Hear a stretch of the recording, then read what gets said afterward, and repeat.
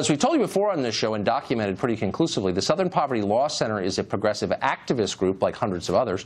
But for some reason, the media have anointed them the national arbiters of what is or what is not a hate group, which is a shame since they are totally fake and dishonest.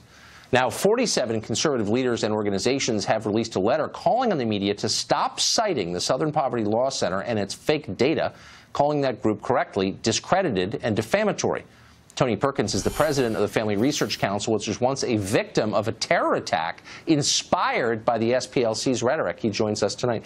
Tony, thanks a lot for coming on. So if I'm not misunderstanding this, you're attempting to convince the media to stop taking this seriously, correct? Well, in part. We're also putting the media on notice that if you are going to take the SPLC, as you described, a liberal activist organization that acts as a pit bull for the left, no offense to the pit bulls out there, that they are using that information, putting it up, that they're endangering the lives of people by putting up this information from the Southern Poverty Law Center, which has no basis in fact or truth. Well, to call someone a hate group is to lump them in the popular mind, in my mind anyway, with like Nazis and crazy people, violent people, truly scary people. Well, and that's what they did for the first 2 decades of their hate list. But 2 years into the Obama administration, when it was open season on Christian organizations that were opposing the Obama administration, that's when they started adding Christian groups to their list, and they started popping up in 2010 when President Obama unleashed his hostility toward religion, and Secretary of State Hillary Clinton was taking the same agenda overseas. You would think that any normal reporter, no matter how liberal, would be looking through the list of hate groups, so-called hate groups, and say, okay, so, some of them are clearly hateful and crazy. Then they get to the Family Research Council and you say, I may not agree with their agenda, but like they're not a hate group.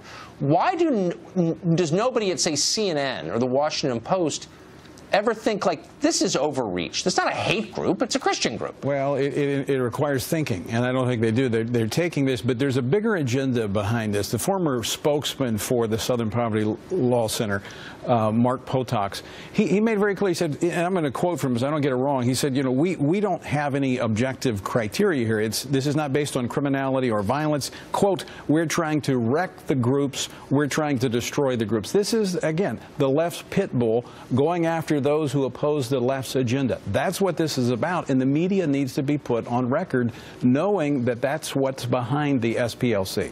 It's just so dishonest. It's like treating Media Matters like a legitimate media analysis group, which the press also did until they were called on it repeatedly. Have you had any response from media organizations to your letter? Not really. With the conservative groups, conservative media that understands what the SPLC is up to, yes, they are publishing it. Others, not so much so. But here's the thing, Tucker. They now know they have no excuse when there's another attack like we saw against Republicans, the Republican congressman, or the attack on the FRC 5 years ago. The media has become complicit in this violence inspired by, I should say, the Southern Poverty Law Center. And it's just so dishonest.